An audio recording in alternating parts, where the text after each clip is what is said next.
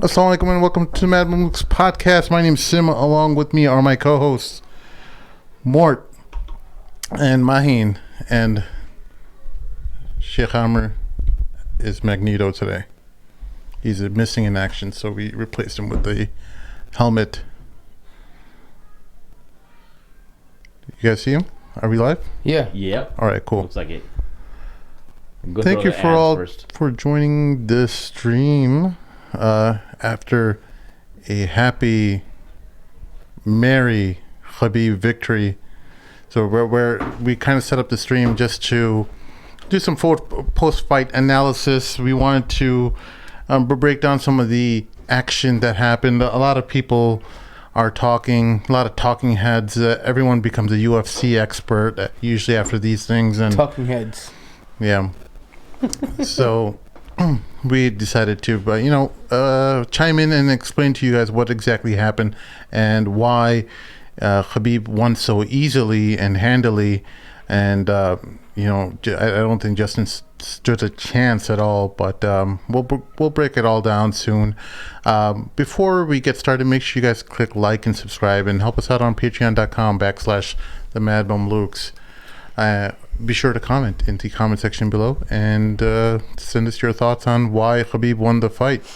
And Mort, before we get started, what was your predictions? I know you ran a lot of Twitter polls and things like that. I know we had a lot of predictions before the fight started, at least in the episodes preceding this one. We all were kind of nervous. No one actually thought that Khabib would win so easily. Yeah, I mean, going into the fight, I was just worried that Khabib would try to do go toe to toe with him, like box with him. And I was under the assumption that if he was going to try to, Justin was going to bring that pressure on, and within the first 2 rounds, if Khabib could contain him, then he would easily he would submit him by the 3rd or 4th round, I thought. But it looks like for me that Khabib was able to just contain him within that first round and take him down. I didn't expect him to be able to take down Justin so easy, and that's why I tweeted out after the first round that I'm not nervous anymore, because he was so easily able to take him down. And then Khabib did that standard thing that he does. He jumps over you, gets his leg under you, and extends your legs and keeps him straight the whole time. And that's his signature move that he does. And every time he does that, it's almost impossible to get back up on the fence, because you can't bend your legs. Because when you're in that position on the ground, in order to use the fence to get up, you've got to be able to bend your knees and push up and get off. But if your legs are extended the whole time, you can't do that. And he did that so easily the first round. I knew that it was going to be a submission at that point. Like, it was just, I was relieved. But it all started off in the first round. I think this is what we talked about before in the previous episode, where we were saying, how is Khabib going to win the fight? And I think in that we talked about Khabib's stamina and how he needs to get Justin tired a little bit. And you saw at the end of the first round in his corner, he was huffing and puffing. What did Khabib do in the beginning of the round? You know what it was? Maintaining the middle of the ring. Not only that, he was just busy. Like, he changed it up. He did level changes. He kicked. He went to the body. He landed some blows. He kept making him work. Like, here's the thing. Justin is a busy fighter, but Khabib just kept the pressure. Pressuring him. That was the main thing. I think when you are the aggressor, it's not just you're beating him in an endurance perspective, but you're also in the eyes of the judges, you are psychologically affecting the scorecard by letting the judges know that this guy is the one who's in pursuit. He's the aggressor. He's maintaining the middle of the ring, and he's got him against the ropes, right? Even though you may not necessarily have him against the cage, but yeah, but not to mention even that. But I'm saying just in general, like the amount of psychological pressure and the frustration that a fighter feels when you're just. Because Justin the striker, he's trying to punch him, he's trying to strike him, he's punching him, it's not hurting him as bad, he's kicking him, the leg checks ain't working. You frustrate a fighter, and a fighter, what happens is when you realize that you have this guy that's in front of you and he's pressuring you, especially a guy like Justin, who's kind of, he's new in his career relatively, but you're going to panic, right? You got a guy who's dominant. He's getting close. Like, here's the thing. Imagine this. Everyone knows if Khabib gets close to you, he's going to clobber you and he's going to take you down, right? There's no doubt about that. And you see this every time he's getting closer to you. Khabib is, no matter what he's throwing at him, Khabib is inching toward him every time. He's throwing. Justin will throw a punch, Khabib fires back a punch. Justin throws a kick, Khabib fires back a kick. And then he's going to level change. He's dropping down, try to take him down. What do you mean by level change? I'm a layman at this stuff. So level change means like, okay. Live. Oops, sorry. So imagine like you just, levels, one level is up here on top, right? Okay. You're in the mid-level too, you can hit the body, right? Yeah. Or you can go down to the legs and the takedown. Okay. Right? So when you do a level change, you're forcing the opponent to change his position, and you can use that to fake your opponent too. Right? Let's say I jump down and he thinks I'm going to go down for the leg, but really I'm just going to go now, come back up and hit him in the face. Like an uppercut kind of thing? Yeah, or you can straight punch him or whatever, but I mean, you have to be prepared for that, right? Like, you have to know, but when you do so many level changes, your opponent can't really tell what you're going to do. Are you going to go for the takedown? Are you going to go for the leg? Are you going to go for a grab on top? Are you going to just punch him? Are you going to kick him? You don't know, right? And that kind of unpredictability is important in a fight, because in an MMA fight, like, one strike can change the whole face of the match. I mean, you can literally put someone on their back. Well, I think that was the fear, right? Because we were watching the fight together, and you were I remember round one, before the takedown, you were nervous. Yeah. And you thought, because you think Justin gets one hit on him, it can put him out. Well, he had a couple of good hits. In the first round, he had a good uppercut on him. And I saw Khabib, like, kind of tilt back a little bit. Like, because, when you get hit naturally, your knees are going to go a little weak. It happens. You're going to stutter. Your body, it's mechanics. So I saw his knees, like, just jitter a little bit. I'm like, like, because that means it's hurting him. You know what I mean? Like, his body's feeling it. You know what I mean? Despite the adrenaline. And I was worried that if he keeps catching those, if he walked into him, that could be lights out. It could lights out for him. You know what I mean? Like, there's no, it just takes one solid hit on the right sweet spot on the face, and a man's down. Mm-hmm. You know what I mean? So what do you think? So when he went for the takedown kind of late in round one, right?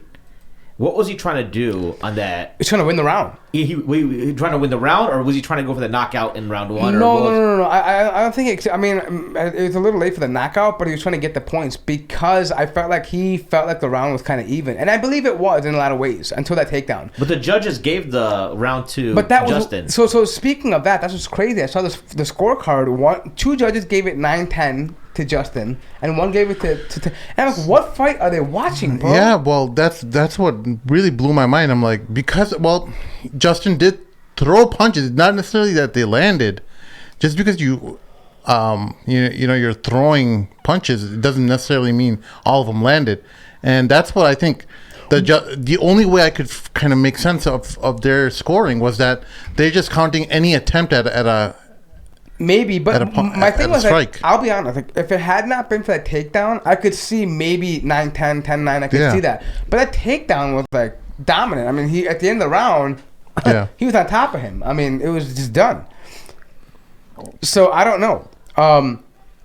But yeah, I mean, so that kind of level of aggression, and when people have fought in Khabib, they'll tell you, like, you feel like you're being clobbered and mauled. Like, he doesn't give you room to breathe. Like, he's all work. Like, he doesn't stop. His cardio is amazing.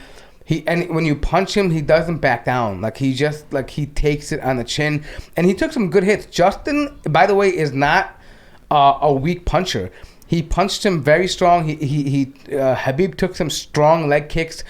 I know I was getting worried that maybe going in the second round that those leg kicks are going to be bad, because people don't realize this, but when you get kicked in the leg, like, that throws off your stance. Not only do you get tired, not only do you have throbbing pain, but it throws off your stance. And if you're a grappler or you're a striker and you're trying to move in, if you have weak jello legs and you're trying to do that later on in the fight, it takes a toll, and you can't function and move as quickly as you want to. If you look at the screen right now, this is what happened at the end of the first round, and this is how Justin. So play this real quick. I want to show you something. So he gets on top of him. Watch this. Well, I don't think we can play it, but we can just show still images. So after this, I believe Justin rolls out and he gets up against the fence. And what happens is you see immediately Khabib tuck his leg under, wrap him around his leg, and right here.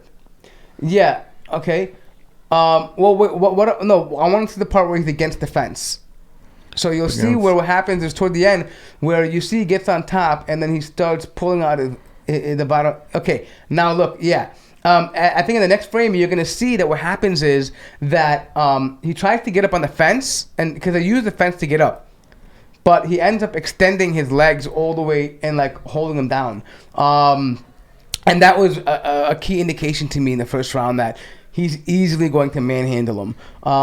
Perhaps we can't get into here, but and you saw exactly what he did in the second round the same way when he was putting pressure on him. He kept those legs tied up, and that's the worst thing when you want to get up off the ground. The worst thing to happen is have your legs tied up because it's almost impossible to get yourself up with just your hands. Yeah. And as the viewers are seeing on the screen, this at the end of the first round. Khabib's got 24 significant strikes and Gaethje's got 22 significant strikes. So, and by the way, in this still, you can't see it, but if you're watching the fight, you would see exactly how heavy Justin was breathing. Yeah, he was taking deep breath, like his cavity was open, like he was out of breath. And what's his trainer telling him? They know something that Khabib can't move, so they're telling him like we know he can't move. You got to keep the fight on the feet. You know, you got to. We like the stand-up game, but slow it down a bit. They're saying because a lot of his inexperience started coming into play over here. You saw him getting impatient. Khabib's he panicked, right? Yeah, because he's thinking that he's used to punching people and then retreating because he's powerful. But Khabib is like not only is he not faded by it, but he's returning it, and at the same time he's trying to do a level change. So Justin being overwhelmed by the fact that Khabib is punching, Khabib is kicking. It's very rare to see Khabib kick. He doesn't kick that much, but he's throwing off kicks, and then so basically Justin has to worry about the striking, the kicking, the punching, kicking, and the takedown. So you saw him being psychologically overwhelmed. Yep. And that's something a newer, younger, inexperienced fighter, that's what happens to him. I guarantee you Justin would, if he had a few more fights under his belt, a few more victories, maybe a couple more years on him in experience, he would not have buckled the same way he did in this fight. I think this was more of a psychological defeat that happened in the first round, where Khabib just showed him so many different ways of attacking him, because if one way didn't work, he would move to another way, right? Yeah, and not only that, like, I mean, excellent point. I think there was inexperience showing there, but I think that it was just a matter of panic. Like it came to a point in the middle of the first round where it's almost like Justin was totally ignoring his coach's game plan. He just went like he was like flailing kind of way. No, he just wasn't in defense mode. Okay. He just was in panic mode. He was just doing what he was going back to his instincts. He wasn't really following the game plan. Like the game plan for them would have probably been to, you know what, defend your takedowns and use your jabs, go for the kicks, strike on the legs. Like I think that was the game plan going in, right? They anticipated, and to be fair, Justin did a pretty good job the first round of doing takedown defenses. Like he did pretty well. I mean, in the first round. But again, I think they trained for like, I think Justin was like realizing that, wait, Khabib just doesn't try once. He tries multiple times. And, you know, after a while that becomes overwhelming because you don't know whether to focus on the takedown or focus on you getting striked by him or you getting kicked by him. Or following your coach's advice, which we're seeing over here, where they would keep on telling him to, you know, chop him down, attack his feet, because they know that Khabib has a broken foot. Somehow that information got to their corner. They knew about it before the fight. They know that he can't do a stand up for too long. That his feet are going to end up showing some weaknesses. He's not going to be able to do this, or carry on the fight in the stand-up game for too long. Yeah, I mean, and the crazy thing is that I think that's probably why Khabib showed a sense of urgency, because this was very quick. I told you, I've never seen Khabib go that quickly for this. And my thing is, and that's why I was expecting like third or fourth round, because I thought Khabib would have paced it. I believe if Khabib was healthy, he probably would have paced it to the third or fourth round. But I think he knew there was a sense of urgency with a broken foot, because you have to understand something. With a broken foot, first of all, if it's a hairline or even a little fracture, a slight misplacement of the bone, you can't step on it. The swelling gets bad. Yeah. I mean, there's nothing you can do about it. Because after that leg hit, was his reaction. You know, I mean, this was it knocked him off of his pivot. Yeah. You know, mm-hmm. So you know that it's not necessarily that his strike on his legs was that hard. I think Khabib was in pain, and that really set him off or knocked him off balance a little bit. So yeah. And I think having that extra piece of information didn't let Justin fight his game the way he normally would have. Because I think he just... Remember when he fought his previous guys? Dustin Poirier, etc. Tony Ferguson. I mean, it was just a barrage of fist strikes. He didn't care about, chopping them down. And yeah, he did that. But it wasn't like... He wasn't actively thinking about it. And I think that's what happened. That Khabib got so into his head that, or his corner possibly overcoached him. Go legs. And it could be that, or at the same time, though, other opponents he fought in the past were similar style. Like Ferguson is like that, strike, right? And like Dustin Poirier, the striker, right? Yeah. Khabib is a wrestler, and Justin is a wrestler too. So he understands that how dangerous that can be, because once you get close, like he has to worry about that takedown with Khabib.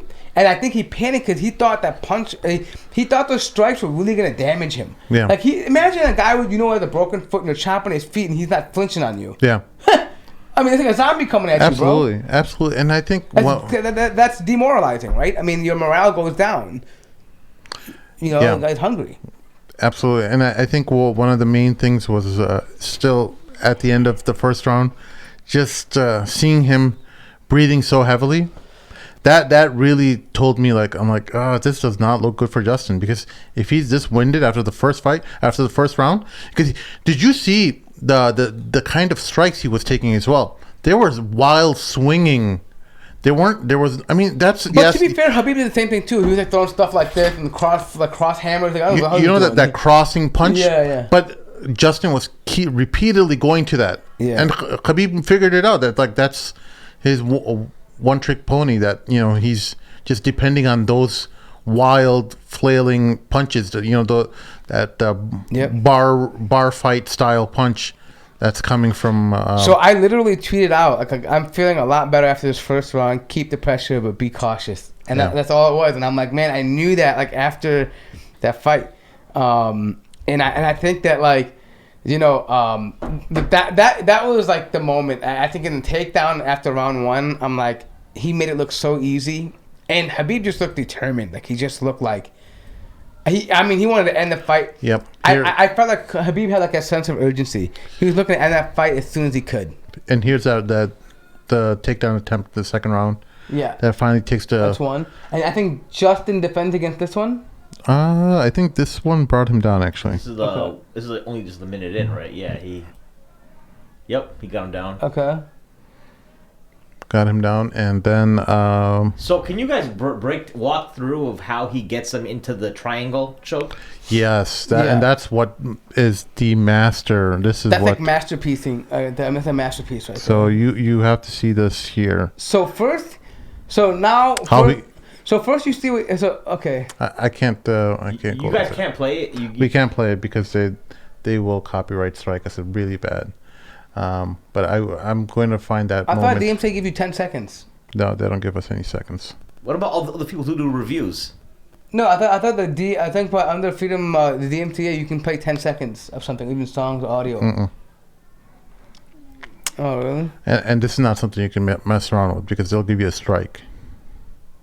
So, I think we're even playing with fire just by showing stills. But We'll see right here. All right. I'm just gonna pause it and show the viewer when he starts climbing his back. Oh, see, they even clipped it too.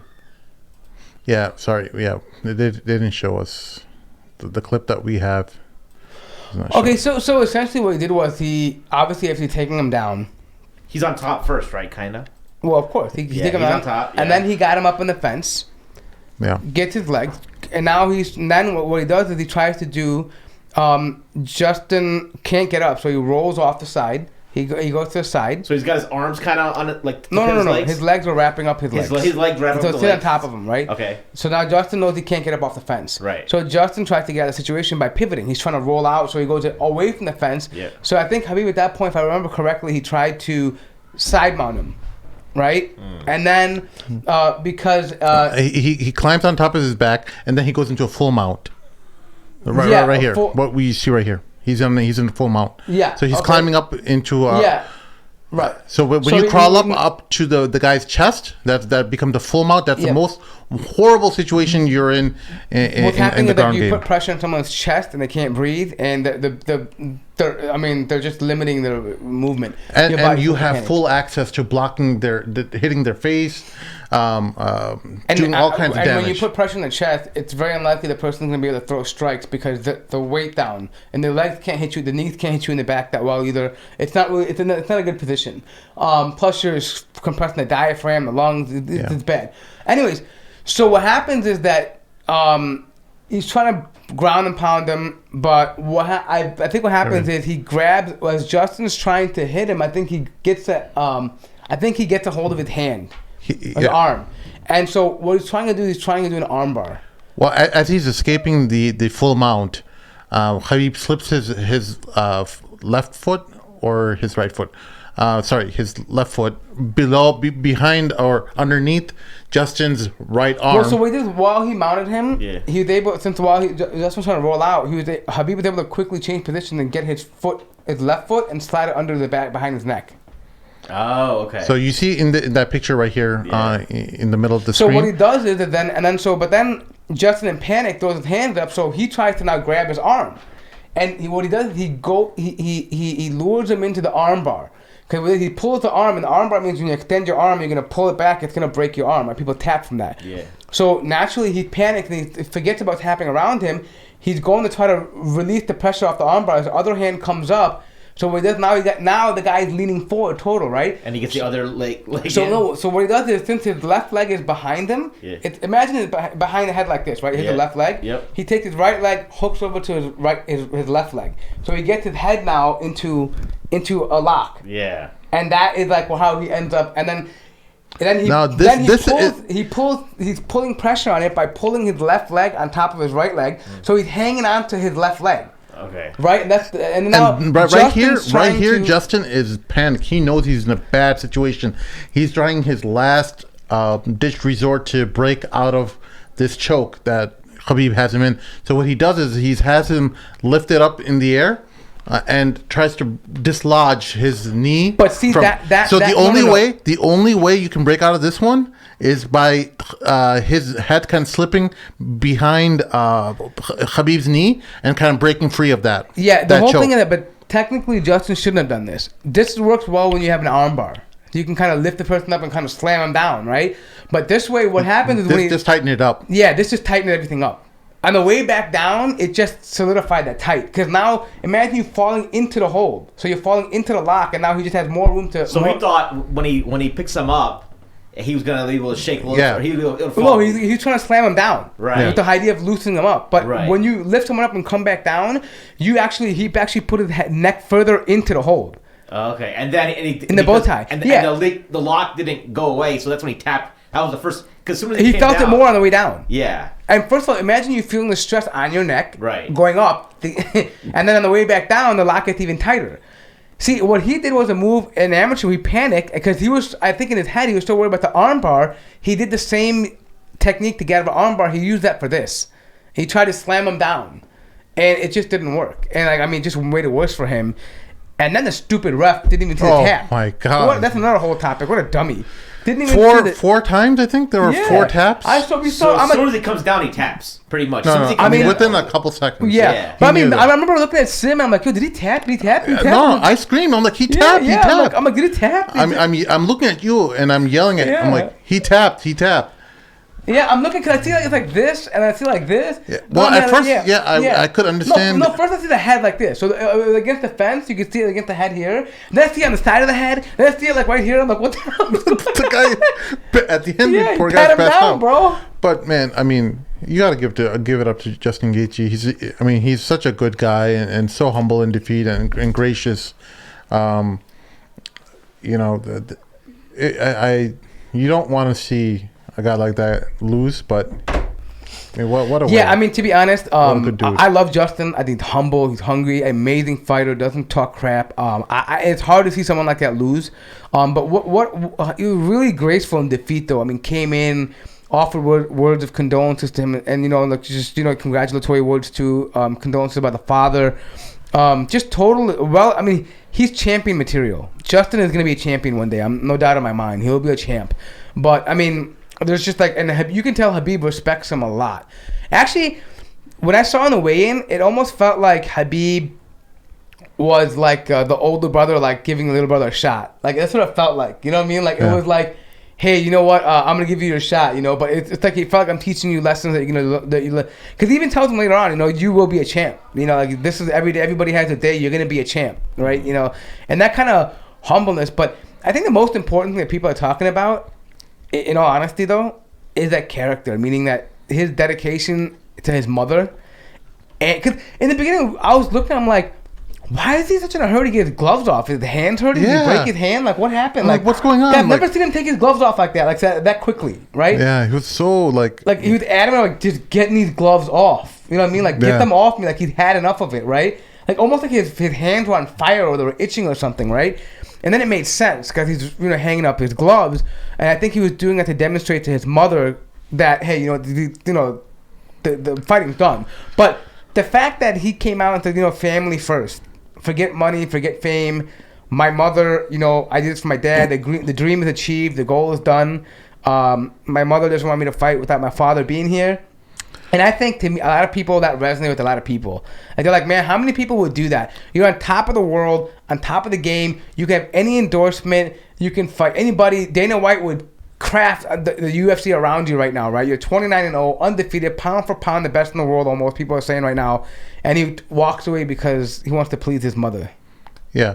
One of the main things I think I want to know is who is Khabib's mom, and is she on Twitter? Can we launch a campaign in trying to persuade her to change her mind? I would watch what you say because they're very protective of their women. No, I'm just saying. Even the fact that you want to know about their Twitter is very insulting to them. Yeah. Well, my show, I just have pure intentions just to perhaps talk her out of it. Bro, I don't know you, bro. Fahim was talking about he made dough for him to retire. You see that? Oh yeah, one of our friends. Fahim. Oh, why was he doing that? Because he wants him to get out of UFC and do what? Something else. Oh, does he feel like boxing is haram? Well, we have to launch a counter dua campaign against all these other people who want Khabib to retire. I don't understand why you want him to retire, but then you watch his stuff. That's it's so boxing or UFC's haram, but I'm gonna watch it. Yeah, I personally think it's haram, but that's just my opinion. What about the whole idea of cause I was in a conversation before I came to your place yesterday. I was debating whether to watch it on my phone because I thought the Ohio State game was going to interfere with it. So I remember I was asking guys for some streaming links. Did they win, by the way? Yeah, they won. God damn it. So they were... so anyways, one brother was like, well, it's stealing if you stream.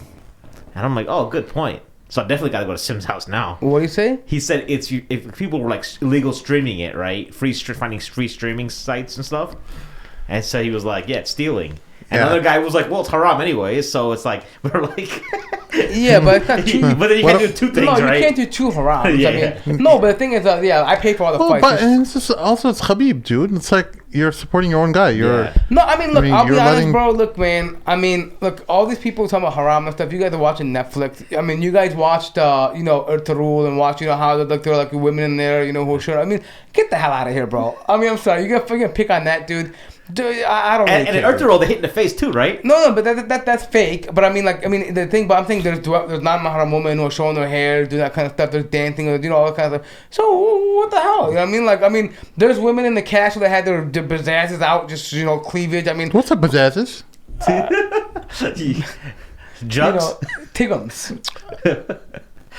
You're not supposed to answer that. That's just being stupid. Okay. But I'm saying, so you're gonna say, oh yeah. I mean, so I just feel like it's nitpicking, dude. I mean, I first of all, I have a different opinion about whether striking the face is allowed or not. But I'm not gonna get into that here. But if you follow the opinion, it's not allowed. Don't watch the UFC. Don't even watch. Yeah, I'm not even hating on you. Don't even talk about Khabib at all. Just mind your business. I'm not hating. If you hold that opinion, cool. Yeah, I mean, I'm saying, like, why would you watch his fight and wish him to stop fighting? Yeah. Like, don't watch it then, bro. Don't ruin it for us, the ones who don't have a problem with it. Right. No, I mean, taking enjoyment in the fact and watching it, and then saying, trying to get it to stop. That's like saying, going to a bar every day, going, alcohol's haram, man. This stupid place, man. But you keep going back to the bar. I'm gonna make dua for. Yeah, we're gonna the bar closed. When you show up to the bar every day on time. That's a good analogy. What about? So obviously, we also found out I have no Elia status because my dream did not come true. Yeah. Oh, true. Yeah. Maheen had a dream where Khabib got his beat. No. Habib was fighting some big Dajjalic guy, and then in the end of the fight, he loses by decision. By decision, yeah. So I had a dream Thursday night, I want to say. Where Khabib so was getting pounded. You still have that. Where he was looking like Rocky. Rocky in Rocky 1 when Apollo Creed is just when his eyes are shut. Yeah. I thought Khabib he went the distance, but this dude, it was weird because he was outside the fence, and he had Khabib pinned, and he was just beating on his face oh wow for 5 rounds. So now we know that you confirm my suspicion that 5'6" don't have 2 dreams. What if he has a gift of the opposite? It's true dream. Like Amr. So the wrong dream always comes to him, so you bet on what the opposite is, right? And then you make a lot of money off that. That'd be nice. The opposite karama. Yeah. It was random too because I used because he's a misguided person, so misguided people get the wrong revelations. Oh my god. I mean. But we're talking about this. So let's talk about this for a moment. So because I think we should revisit this about hitting the face. Really? I want to get into GSP. I know, but I just want to say this though. I just want to quote Mike Tyson in this. Okay, everybody has a game plan until you get hit in the face. Exactly. That's it, dude. That's it. That's all. That's all. And all these Krabby Patties who want to talk all this game they've never been in any kind of fight in their life. And they've never been punched in the face. The first time you get hit in the dome, it is, dude. It's like you know what I equate it to, Tim. If you've never been punched in your face or hit in your face, you will not know what to do. You will fail. Yeah, you'll get knocked out and you'll just get pounded. No, forget about pounded in a fight. I'm talking about if, let's say, there's actual situation where you're actually a mujahid. Okay, no, that's what I'm saying. Yeah. I'm saying, dude, but I equate. You know what I equate for? Have you ever been punched in the face? It's been a long time.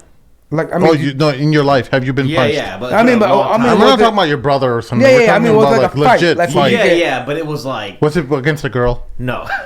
I remember that one fight that you had with the girls. Those slaps from the girls don't count. No. But it was probably elementary school. I mean in your adult life you've been punched. No. I haven't been punched in my adult life. So the first time you get punched in the face, you're gonna be rocked, bro. I'm telling you, and the reason why I say this is because you know what I equate it to? It's like that. The first few times you jump in a swimming pool. When you first jump in, you're paranoid, you don't know what to expect, and the body temperature change, you don't know if you're gonna freeze. But then after a while, you know what to expect when it happens, right? You jump in the pool, you know how to swim, you're cool. That's like being punched in the face.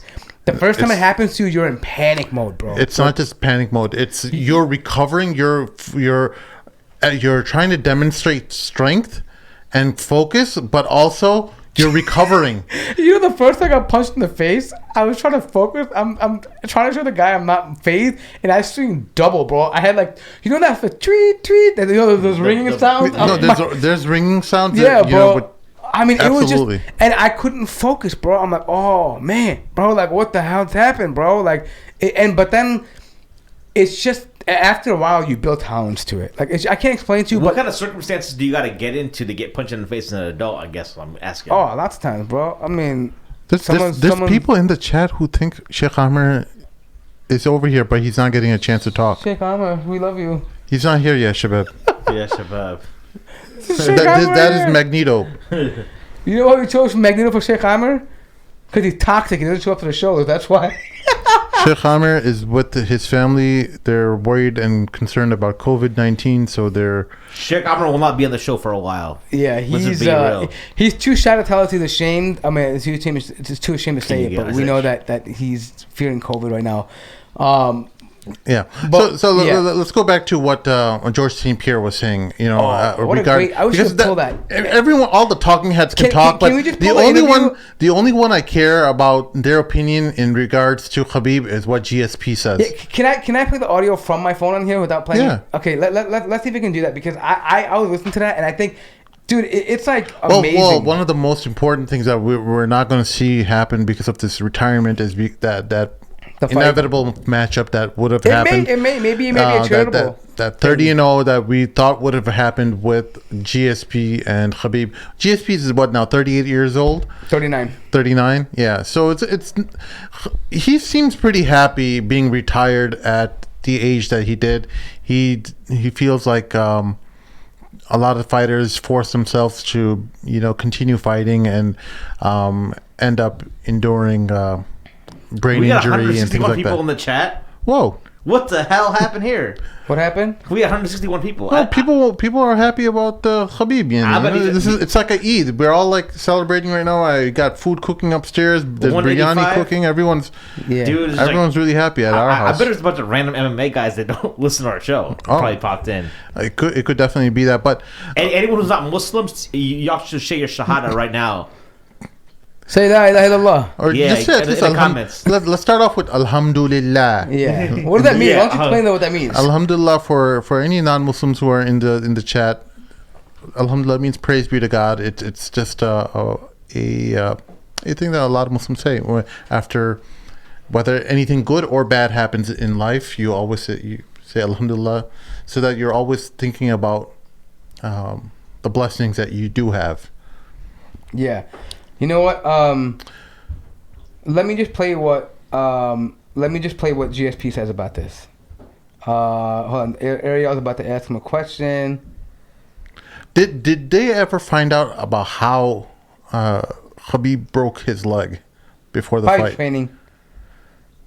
Was it like just a sparring partner? Yeah. Hold on here. Oh my God! How come I have to go back so far? All right, I think we're done doing Islamic content. We need to start just doing sports and other stuff. This is the evidence. 190. Have we ever had a 192?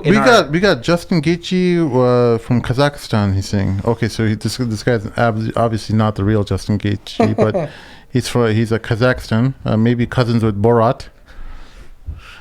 Speaking of which, I heard y'all watched the movie? I enjoyed the latest Borat. It wasn't as funny as the first one. I thought it was good, but I don't know if it's considered Islamically permissible to watch. So and I was surprised that his performance too. I mean, I know he's incredibly good. I didn't know how good he was. It's just amazing. I knew he was good, but now he put it into a different gear. It was amazing. I was surprised he retired because I thought he wanted to do. Everybody in the media says he wanted to do 30-0, but that's his choice. What a great way to finish a career. I mean, he left an incredible legacy. One of the best to ever done it. Maybe the best to ever done it. So we did think he wanted to make it to 30, and we did think that he wanted number 30 to be against you. So as he's retiring. Yeah. What are you thinking in your mind? Well, I'm thinking, I'm glad for him. I mean, in a way, I always feel sad when I see an athlete taking too many fights. When I say a champion, I don't want to mention any name, but we all know we can talk about here. Taking too many fights and retire and having very bad performances and affect the well-being and stuff like that. That's something I really don't wish to someone. And Khabib did an amazing decision, I think. Everything in life, everything has a beginning and has an end. The life of a professional athlete, even an elite athlete, has a window. if we fight past that window, that's when the problems start to arrive and appear. Was there a part of you as you were watching that saying, no, let's just stick around for one more, let's do it? What a fight this would be. The two GOATs coming together, a special fight. He's talked about it. You've Ariel talked about has it. to try. Thinking, one more. That's what I thought at first that was going to happen because of the media, maybe because what people have been informed me, but it did not happen, and I'm good where I am. I mean, I'm good for you, champ. Khabib he's invincible now. I mean, he's undefeated. It was a perfect career. There was nothing we can say bad about him. It's a perfect career, like 29-0, like and he retire on top with the best performance of his career. I'm like, what do you want more? I mean, it was incredible. Remember how GSP went out? Yeah. GSP went out in a tough fight. Against, that guy against Hendricks? Hendricks was roided up. Yeah, and he was crazy beast mode. We just thought, GSP was getting old, but GSP was fighting a guy who was on road rage. Like the guy was like, and he was he was plowing down every opponent. Yeah. I mean, the fact that GSP got out of that alive was a miracle because he took so many shots to the head. I mean, did you see him at the post fight? His face was like, it's a grapefruit. Yeah. It was a grapefruit. And he was like eggplant, bro. You know what the hell's wrong with him? I'm beat up. And that's why he stopped fighting. He said, you know what? And that's when the UFC implemented all But you know what a class act, drug man. testing, You see how he's he's not talking crap. He's not mentioning people by name. And that's why also, man, GSP forever will be like a champ in my heart, man. Because he has so much class as a fighter. He could have called out so many things people were doing, doping, this stuff, that stuff. He could have called out so much stuff, but he never made an excuse for why he lost or why he never did any of that stuff. Yeah. But point being said, GSP, I think one of the pound for pound, one of the greatest of all time, making that statement, saying he's a fan of Khabib, saying that Khabib had a perfect finish, a magnificent fight, a perfectly orchestrated fight. Those kind of compliments don't come across your way every day. And he also mentioned, like, when the guy was trying to pry him for the, like, hey, would you want to do a rematch? Or not rematch, but have him come out of retirement to fight you? He's like, no, it's personal because it's his family thing. He's like, I don't even want I don't want that thought to even be entertained right now that someone go to him and hit. What a good guy, right? Like he's not even being selfish. Like, you know what? I think because GSP's been in that position before, where he's been on top of the world, and people keep they want what's good for them and not what's good for the fighter, right? Like sometimes fighters, they also need time off for a mental break. They need time off for emotional breaks. The man's father just died, right? He didn't even have time to grieve. To be honest, he was already preparing for a fight, So yeah, I mean, just those words coming out of GSP's mouth is amazing. Well, one of our listeners. Asadullah, he brought up a great point. We're not going to see Tony Ferguson's fight. We're not going to see Khabib fight Tony Ferguson. Good. He doesn't deserve it. The cursed fight that that I think they attempted 4 times. Yeah, I mean, look, I'll be honest. We wanted to see that fight with Ferguson. Ferguson, look, as much as he's crazy, Tony Ferguson is an assassin. He's not a joke. I mean, Tony Ferguson's not a bad fighter at all, by any means. Actually, but I just don't think after seeing how Justin plowed through him, I don't think that Khabib would have had even an easier day with him. I don't think it would have been anything different. And the fact that, and I think maybe people need to be reminded again that, remember, Khabib was the guy that took out Dustin Poirier, who took out Justin Gaethje. That's true, right? Maybe that was a younger one, but still, I still think it's still relevant. Fair, yeah. It's still relevant, dude. And by the way, you know who the only person who Khabib did not submit? Who is it? Al Quinta. Oh wow. Yeah, tough boy Al. Yeah, I mean that's the Brooklyn guy, right? He's a Brooklyn guy, right? Brooklyn guy, yeah. The real estate agent, Al. Oh my god. But I mean, Al, you got to give it up to Al. He took that fight on like 2 weeks. No, it was like a 3-day notice. Wow. Yeah, and he's like, I'm gonna go for it. You know what I mean? Like he just went into it. And I'm just saying, like, so I think he went through some surgeries, but I think, anyways, a side discussion, but people need to keep an eye out for Al coming back in too. He got done with some surgeries, but anyways, point being is that I think Khabib has demonstrated why I mean, he shouldn't. I would never fight Conor in a rematch. You're a scrub. You have no business fighting anymore. Get out of here. Yeah. Tony, I'm sorry you had your chance, but then the guy who was supposed to be, not as good as you, destroyed you. So we're not even going to talk about that right now. Go fight Justin. Go fight maybe Dustin Poirier. Go fight some of those guys first and then talk about, or even maybe go fight Conor McGregor. Let them two fight it off and work their way back up. You know what I mean? Isn't Conor McGregor already talking smack about Justin? Oh, yeah. No, he already is. And the funny part is Conor ducked Justin twice. Yeah. In May and in January. Ducked him twice. And Ali Abdelaziz is going to be like, yo, don't make me post the official, the communication we had with your team where you didn't want to fight. Right? And, that's why I can't. Conor, and you know why I feel bad? Because Conor is actually a decent fighter, right? But why do you have to stoop to that level of immaturity and just lying? Like, why do you have to be such a snake about it?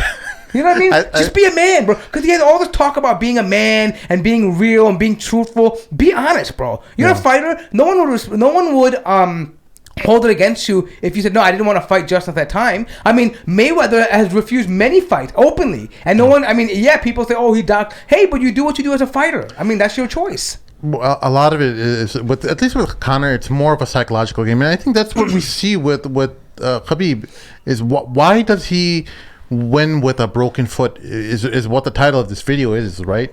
He won because he's mentally just so much better than everyone else. Just mentally, he comes in just psyching his opponents out, thinking, because they're so worried about not being taken down, because they know what's going to happen. They know their energy is just going to be sapped. He just sucks it all out. Yeah, and you take him to the ground. But understand something. Habib is the guy that wants that challenge. He can't stand up to people knowing that he didn't fight the best. Right. He doesn't care if he loses. Even before the fight, he was saying things like, you know what, everybody has their day. Some days are up, some days are down. He was already approaching this as if he may lose the fight. But he just wanted to walk out knowing that he gave his best and that he fought the best there was at that time. Being whoever that was good, bring him to me. I'm going to fight him. If I lose, I lose. No problem, but I fought the best. That's his mentality. The difference in mentality. Conor, I think, got a taste of that good money. He's like, I only want to take the fight that makes sense for me financially. Not for the fight that really is to prove anything anymore. What's the over? Again, I'm a layman compared to you guys. I just started watching MMA with you guys with a show, right? Mm-hmm. And first of all, I think Khabib is bringing a lot of Muslims into watching UFC, right?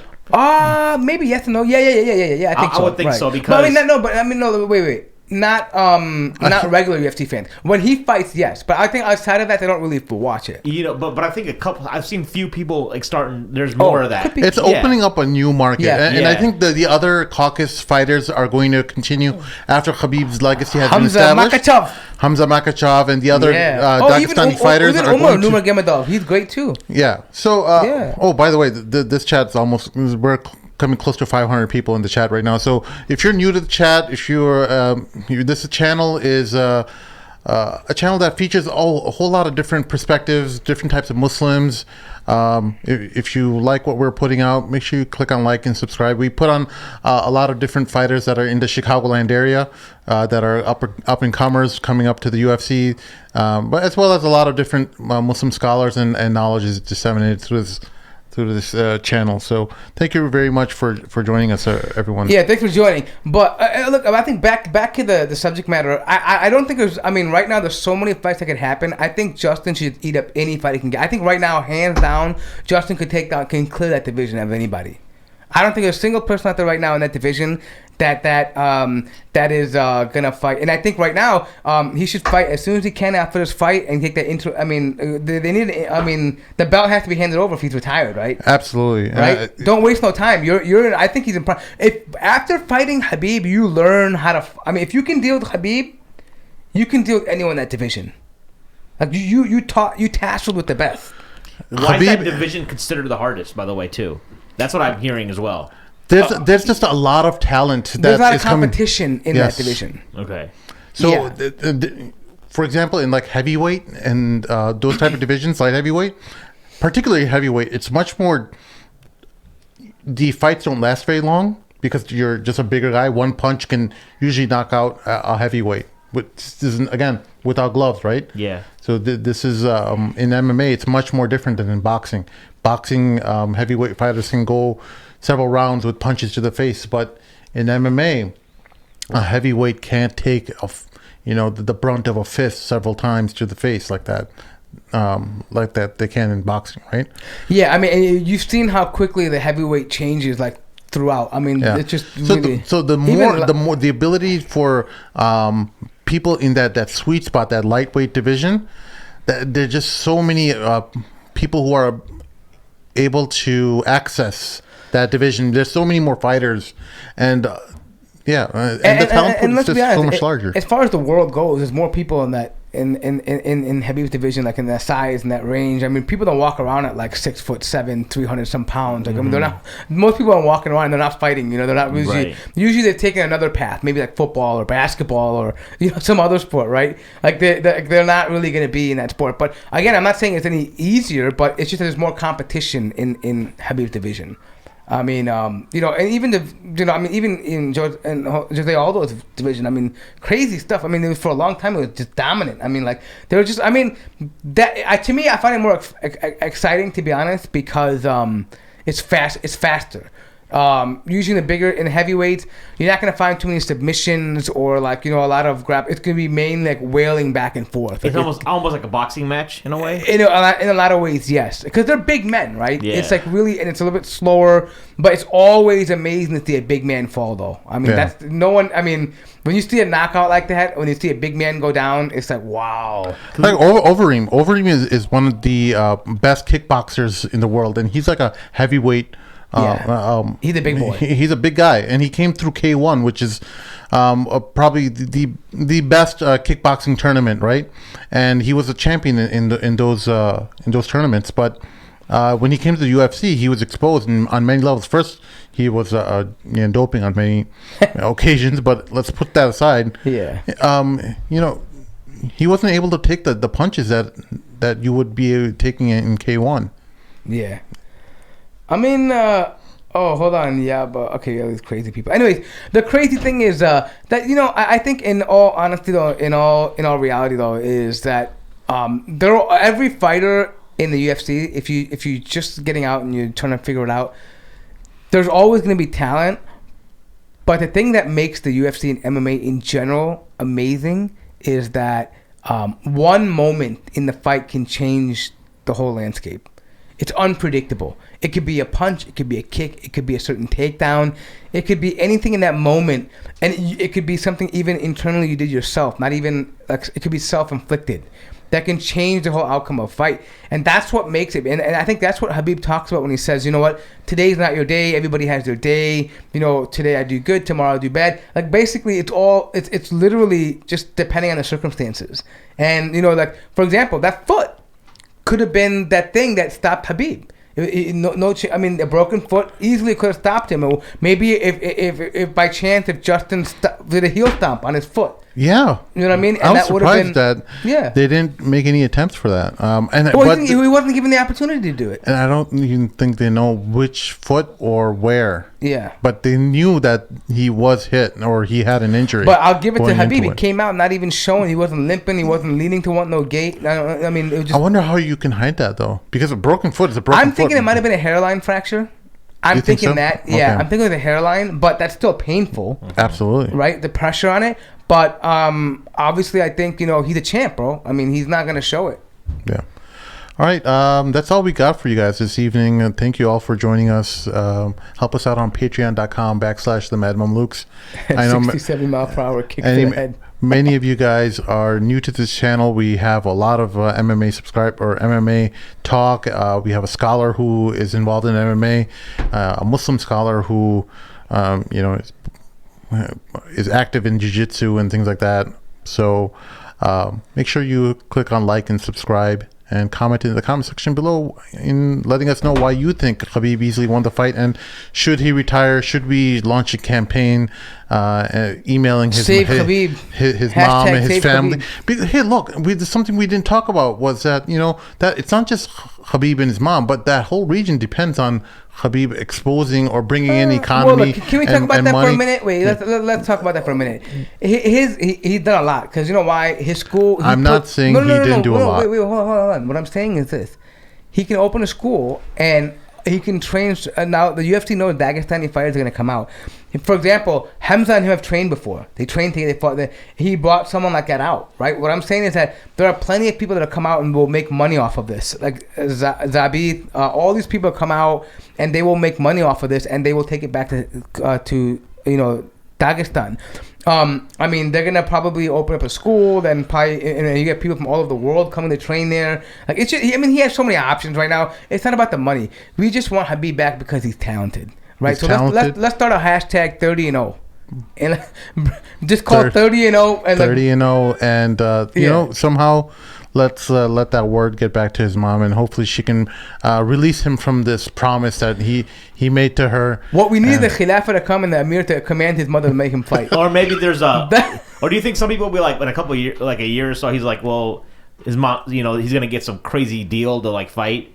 And his mom's going to be like, you know what? You could like... I thought, hey, maybe when the money runs out, you never know. Go out and fight. You know, you never know. Right. But he'll have opportunities to make money other ways right now. I think he will. Schools, endorsement. I mean, just commentating. I mean, just so many things, dude. Even branding. Like, just so much stuff, dude. He's at the top of his world. I mean, he could even do like... Yeah, I mean, there's so many things he could do, man. All right. I think that's what we have for this evening. We'll see y'all next time. Assalamu alaikum. Assalamu alaikum.